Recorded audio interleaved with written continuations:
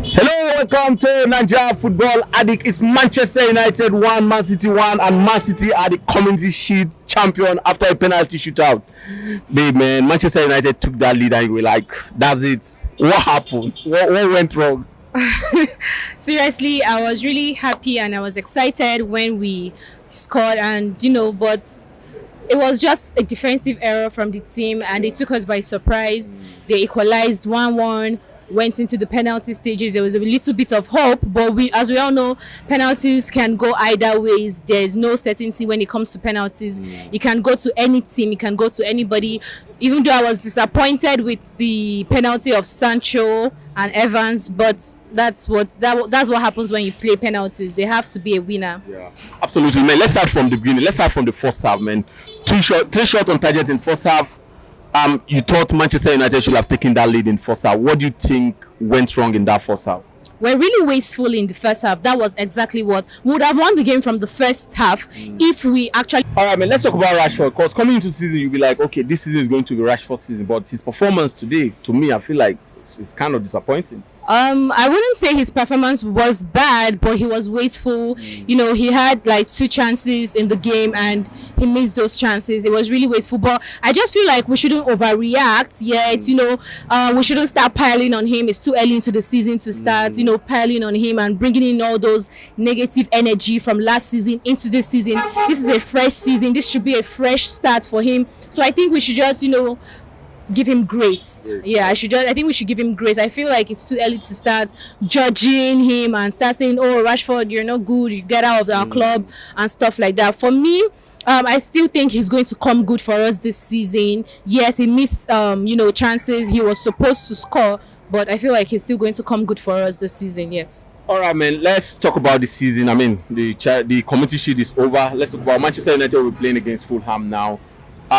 What do you expect this season? What kind of players do you think should come into this team this season? And what do you expect from the team as a whole this season?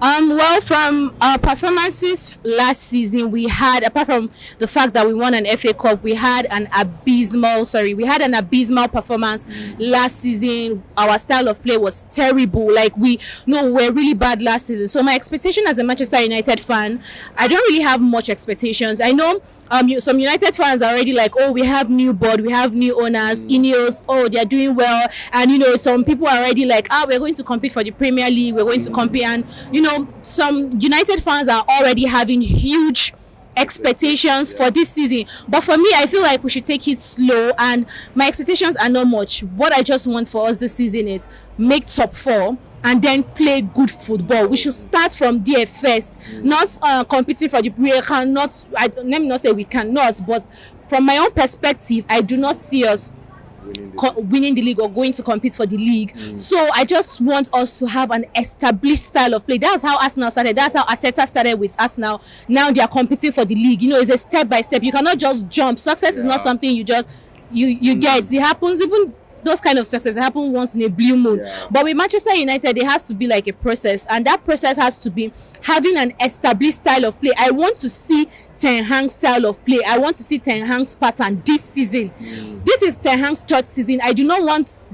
He doesn't have any excuses right now. He has, he has been backed. Ineos are backing him. They are giving him the players that he wants. So right now, there is little to no room for excuses, except probably we're going to have injury issues, and I pray it doesn't happen. But if our squad, their feet, we have a full squad, I want to see Ten Hag's style of play. I want to see an established style of play and I want the team to play good football. I want us to dominate games. I don't want a situation whereby we are playing Fulham is dominating. Iwobi is the one bossing the midfield. You understand that kind of thing? So that is my expectation. Top 4 and good style of football, good play. That's all for now. Yes. All right. I mean, Manchester United is talking about signing the lights, signing Mazzari, and I don't know about midfield so far. I mean, these 2 players coming into this Manchester United team, do you think that will balance the defense? And when Bissaka is on his way to West Ham? Actually, the thing is, I don't think it will balance the defense for me, because I am not among the United fans who are in support of Wan-Bissaka leaving. I know so many United fans, you know, they have this argument that he's not good attacking wise or going forward, but I feel like that's not true. I just feel like Wan-Bissaka is so good defensively. He's so good defensively that people have tend to, you know, not even focus or even look at his attacking abilities. They are all just so focused on his defensive abilities that they have turned it into a situation that he is not good attacking wise. Oh, because he's the best one-on-one right back. Everybody has felt like, oh, he only has defensive abilities. But I watch this guy and I look at this guy and I look at him when he's going forward. What I would say is that the reason for this bias against his, you know, going forward is just he doesn't look aesthetic on the ball. You know, there's some players when they're playing, they have this flair, they have any little thing, he looks so good. So Wan-Bissaka, he doesn't have that aesthetic nature to him when he's going forward. He's just there. Yeah. He does his thing with all seriousness and, you know, and all of that. Do you understand what I mean? So he doesn't have this flair going forward, this thing. So the people now who feel like, oh, he's not good attacking wise and just defensive wise, I just feel like that's not true. Yes, he's the best one-on-one right back, but I also feel like he's also good going forward, and there's also room for improvement. I'm not saying he's the best going forward. He can also improve, but he's not as bad as the way people put it. He's not good going forward. Nah, I don't think so. And then the Mazraoui guy coming in, I have checked his injury record. You know the injury concerns we are having at Manchester United. So I do not see it as a wise decision replacing AWB with an injury-prone player, because right now we are having issues with injuries. Okay, now our left back side, Luke Shaw is already injury-prone. We are like, as United fans, we already know that Luke Shaw this season he will go for an injury break. He's going to get injured. Do you understand? We already know that one. Malaysia, on the other hand, our second left back up to him, we don't know his situation yet.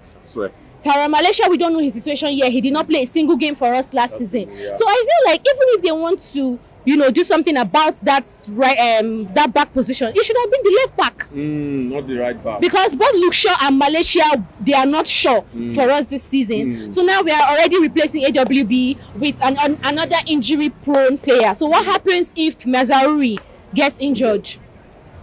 So what's going to happen? That's an issue, man. I do not think. I think the light. I think his signing is an okay signing. Yeah, because as we all know, same injury concerns. Lisandro Martinez is also an injury-prone player, which can go off any season. So we have people like Delete, coming in. Euro is already out for 3 months, so that is a good signing. It's a good backup. So that's it. All right. Do you have any concern in the middle of the park? Like Casemiro, what do you think about the middle of the park? Yeah, I have concerns. We need to sign a DM. Casemiro is no longer the Casemiro we used to know. He was good when he came in the first season, but this time around, these days, he's getting lost in that midfield. He's usually been run through in the midfield, and Kobbie Mainoo cannot do it alone. He needs a backup. He needs someone to back him up. McTominay already, we know he's not a first team player. I do not think he's going to be starting as a first team player. So Kobbie Mainoo cannot do it alone. Casemiro also, he's good, but he's not as good as he used to be. So we need someone. If we can get someone to back up Kobbie Mainoo, so Kobbie Mainoo can have the freedom to go forward, because Kobbie Mainoo is also good, moving forward and all of that. So he'll be able to, if we have someone who can be there as a defense, Kobbie Mainoo will have the freedom to move forward and do some things for us. All right, nice one. If you want to choose your 3 best Manchester United player today, who would they be? My 3 best Manchester United player. Okay, I'll go for Bruno. Kind of hard because everybody was kind of average today. It's average. I wouldn't say who would I call. Okay, Garnacho scored. He got the goal for us. So Bruno, Garnacho. I would have said Ahmad, but okay. I don't know. They were average. Even Mainoo, they didn't really do much. So that's it. All right, man. If you want to predict Manchester United, when Manchester United will finish this season, what will be your prediction? I'm predicting top 4. Like I told you, that's my expectation. This is Manchester United. We cannot go straight back-to-back seasons not competing for the Champions League, not making top 4. So I am predicting top 4 for Manchester United.